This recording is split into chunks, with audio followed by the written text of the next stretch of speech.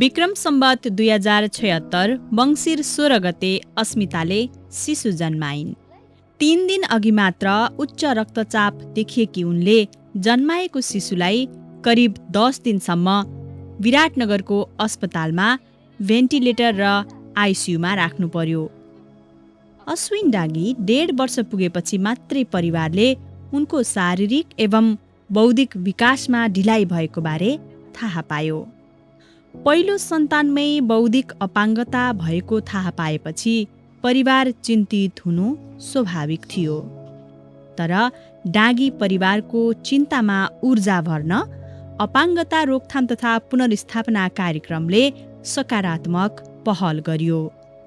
परिणामस्वरूप अश्विनको अपाङ्गता परिचय पत्र बन्यो। कार्यक्रमबाटै नियमित फिजियोथेरापी सेवा, पोषण र सहायक सामग्रीहरू पनि प्रदान गरिए। त्यसयता उनको बौद्धिक र सामाजिक विकास उल्लेख्य रूपमा भएको छ, जसको अनुभव स्वयं परिवारले नै गरेको छ।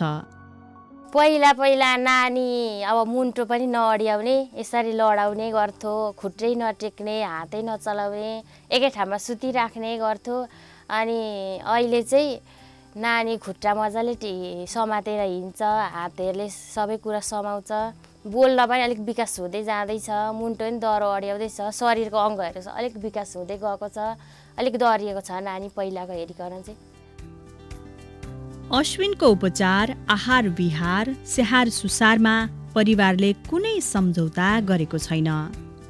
थोरै किसानी र धेरै वैदेशिक रोजगारको कमाइबाटै गुजारा गर्ने डाँगी परिवारले अस्मितालाई अश्विनको स्याहार सुसार र घरभित्रको नियमित काम बाहेक खेती किसानी वा बाहिरको काम लगाएको छैन। यो तहको समझदारी अपाङ्गता भएका अरू परिवारका लागि एउटा उदाहरण पनि हो।